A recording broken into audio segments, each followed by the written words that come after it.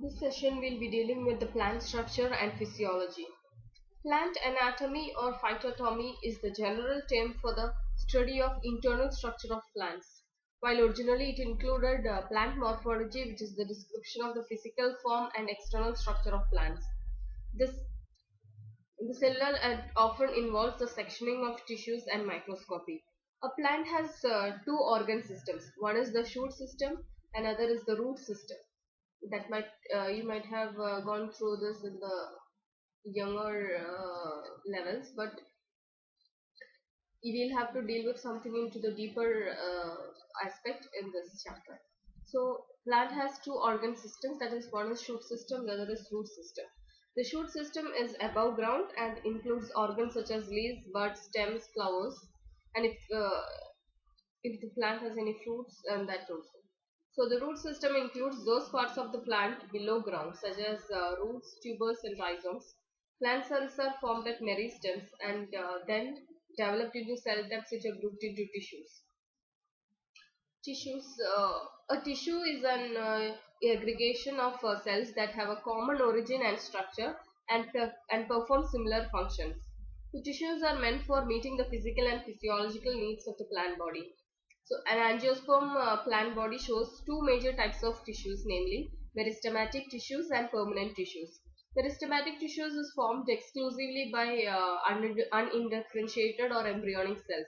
So these cells are known as meristematic cells and are responsible for bringing about growth of the plant body due to their capacity to undergo continuous mitotic divisions. So meristems or meristematic tissues can be classified on the basis of origin or the location of the plant body and differentiation. So based on origin, meristem can be classified into two types, that is primary meristem and secondary meristem. So in primary meristem is present right from the embryonic stage and continues to be active throughout the life of a plant. So it is responsible for the primary growth in the plant body. It gives rise to primary permanent tissues of the plant body. Like example, meristems found at the tip of the stem and root is a primary meristem.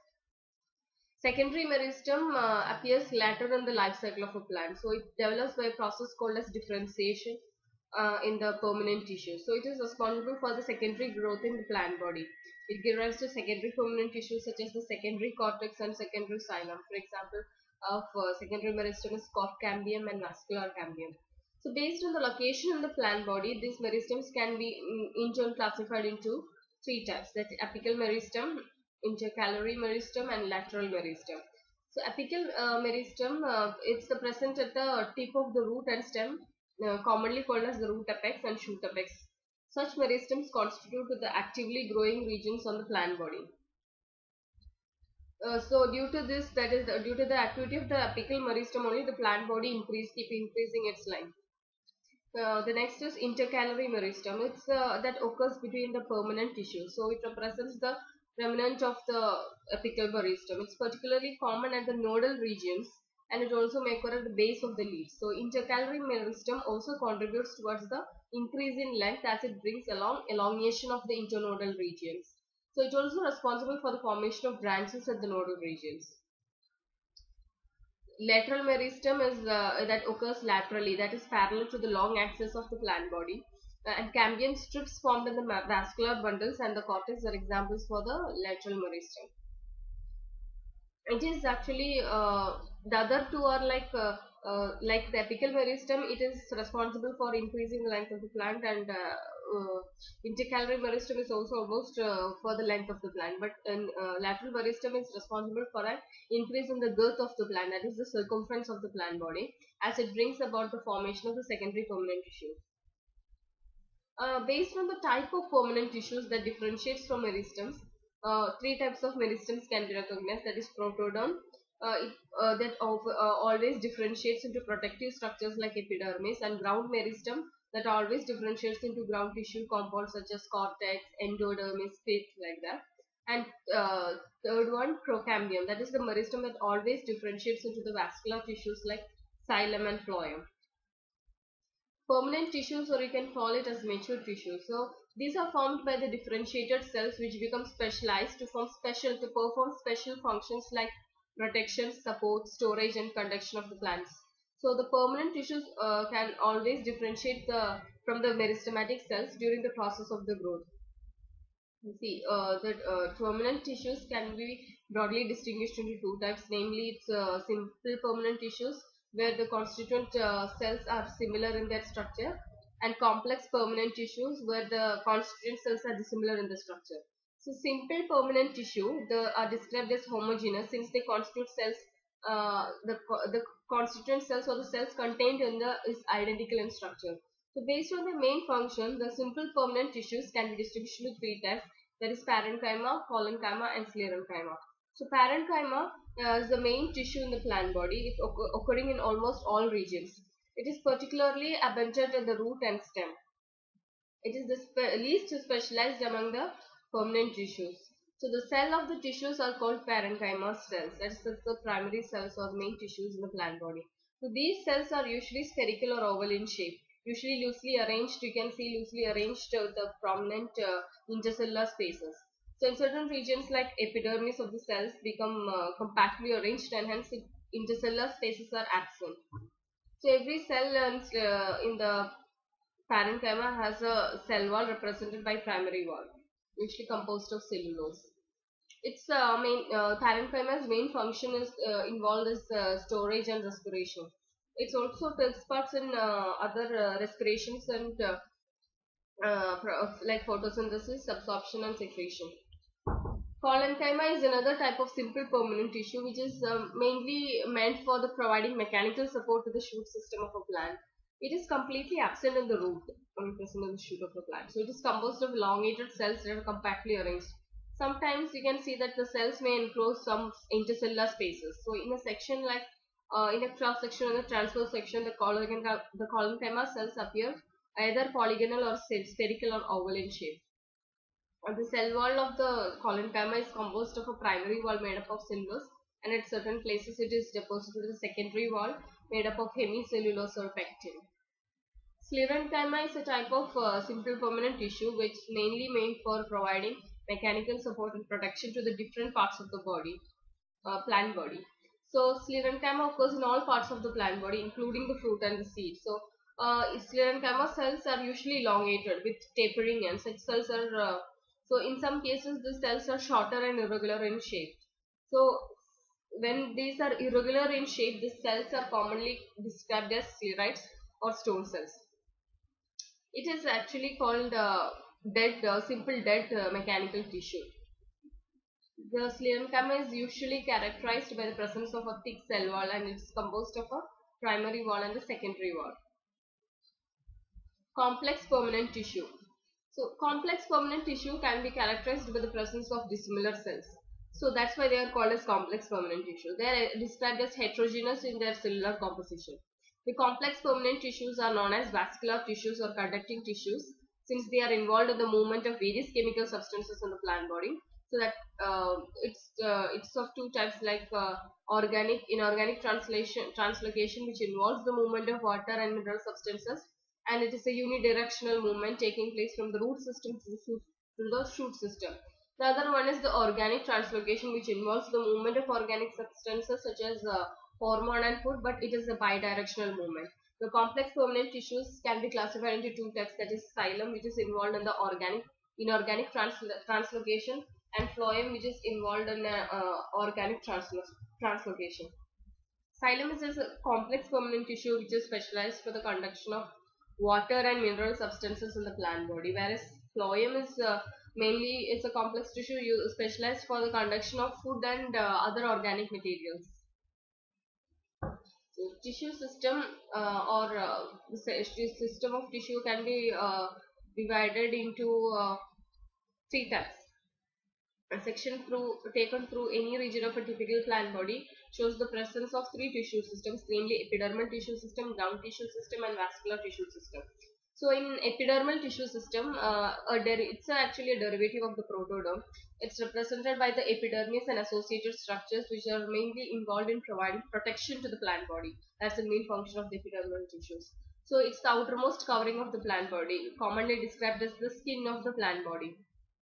It's usually represented by a single layer of compactly arranged barrel-shaped parenchyma cells. So In the stem and the leaf, the epidermal cells are thick-walled and are meant for protection. But in the roots, the epidermal cells are thin-walled since they are mainly involved in the absorption of water and mineral salt. Ground tissues, it's a derivative of the ground meristem represented by the different regions in the plant body that are mainly involved in storage. So in the cylindrical parts of the plant body such as root and stem, the ground tissue becomes differentiated into various regions. So like it's differentiated into hypodermis, cortex. Hypodermis is the region that is found immediately below the epidermis in the stem.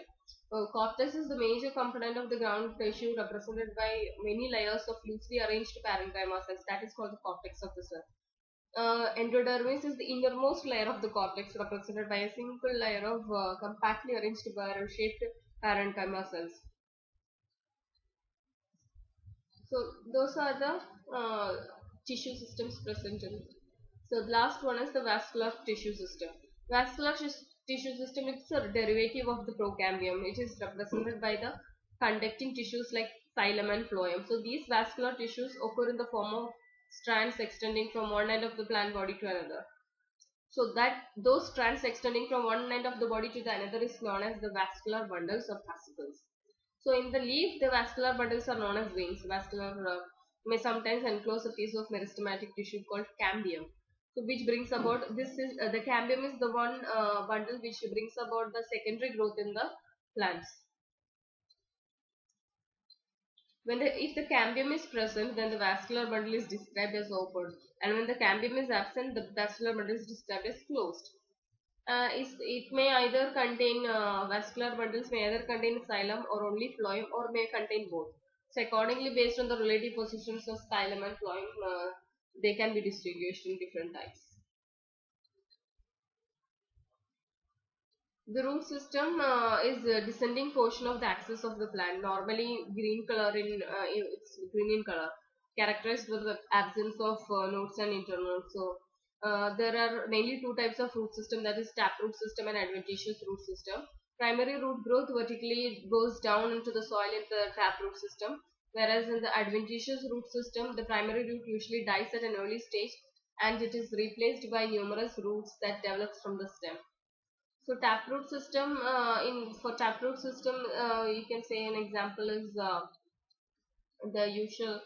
Um, it is like carrots, radish, anything that can store its food, or some modifications can also be done on that. So the taproot system example can be gram, China rose, neem, and for adventitious root there can be meal. The monocots and dicots, what are they? So these are species if they have one cotyledon, or that is cotyledon is the embryonic first leaf of the germinating seed, often seen stores that used for the growth of the plant, that is stores food materials in them. So the species with one cotyledon is called as monocotyledons, and those with two cotyledons are called as dicotyledons. Dicots have, if you take the large seed of a dicot, like a bean, and remove the seed pod, you will see that the endosperm divides into two halves. But in a monocot, there is only one part. But likewise, the dicots have a specialized meristematic tissue called cambium, which sits between the xylem and phloem. But annually, the cambium divides into to create xylem on the inside and phloem on the outside. But monocots do not have the cambium. Internal structure of the roots and stems. First there are three types, like typical you can study monocot root, monocot stem, dicot root, dicot stem. The four internal structures, or four of them are different to each other. So the transverse section of the maize monocot root contains epiblemma. It is the outermost covering of the root formed by a single layer of compactly arranged barrel-shaped parenchyma cells. And cortex, as we said, as discussed earlier, it is the innermost part, or it is the major content of the ground tissue of root. It is represented by several layers of loosely arranged parenchyma cells. Endodermis is the innermost layer of the cortex, formed by compactly arranged barrel-shaped cells. So some of the cells in the endodermis are thin-walled and are known as passage cells. The passage cells allow water to pass into the xylem vessels. The remaining cells in the endodermis are characterized by presence of thickening on their radial wall. So these thickenings are known as Casparian thickenings. So the Casparian thickenings plays an important role in creating and maintaining a physical force called root pressure inside the plant. So still is the central cylinder of the root consisting of pericycle, conjunctive tissue, pith, and vascular bundles. So the main tissue used to differentiate this between the roots and stems is the vascular bundles. So looking at the arrangement, we can find out whether this is a root or stem, or whether it's a monocot root or a dicot root or a monocot stem or a monocot root. So vascular bundles are radial in arrangement uh, in a monocot root. Radial arrangement, that there are 8 bundles each of xylem and phloem, hence the condition is described as polyarch. Xylem is also often described as exarch in this. But in a typical dicot root, how is it? It's the same. Almost this layers are the same. The only difference we see in this the vascular bundles. That is, the vascular bundles are described as radial and tetrarch. So there are 4 bundles, each of xylem and phloem occurring alternatively. So xylem is described as exarch. But usually the pith is absent in the older roots. Now, if in the case of monocot stem, how is the transverse section of a monocot stem? It's the epidermis. The first layer is called epidermis, the outermost covering of the stem, represented by single layer of compactly arranged barrel-shaped parenchyma cells. Uh, in monocot stem, the cuticle and stoma are present. So just after the epidermis, there is a layer called hypodermis, which is a region that lies immediately below the epidermis. So it is represented of a few layers of compactly arranged sclerenchyma cells. So after hypodermis, you can see ground tissue, which is a major component of the stem. It is undifferentiated. So the ground tissue is represented by several layers of loosely arranged parenchyma cells enclosing prominent intercellular spaces. So the ground tissue is mainly meant for the storage of food. So how in this also vascular bundles plays a major role to differentiate whether it's monocot stem or dicot stem. So they are vascular bundles are found irregularly scattered in the ground tissue in monocot stem, and it is towards the periphery. The bundles are smaller. Towards the periphery, the bundles are smaller in size, while towards the interior or towards the center, they are larger in size. The smaller bundles are younger, while the larger ones are older. Hence, the arrangement in such an arrangement is described as centrifugal arrangement. And so each vascular bundle has a covering called bundle sheath formed by a single layer of sclerenchyma cells around it. So vascular bundle encloses both xylem and phloem, and xylem is found towards the inner surface and phloem towards the outer surface. And cambium is absent in this. So hence because it is a monocot stem, cambium is absent. Monocot stem doesn't have a cambium.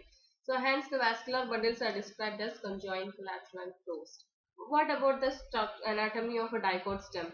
And unlike monocot stem, how it is, like the major difference comes only in the vascular bundles. So and medullary, you can find medullary rays inside this bundle. So what are the differences that differentiates monocot stem from dicot stem? The main difference is that they are 8 in number. Vascular bundles are 8 in number and arranged in the form of broken ring. The vascular bundles are conjoined, collateral, and open. That is, open means cambium is present in this. The xylem is in the inner surface and phloem on the outer surface. So xylem is described as indark. Indark means it is in the inner side. If it is exarch, it is on the outer side. So these are the major differences between monocot stem, dicot stem, and monocot root and dicot root.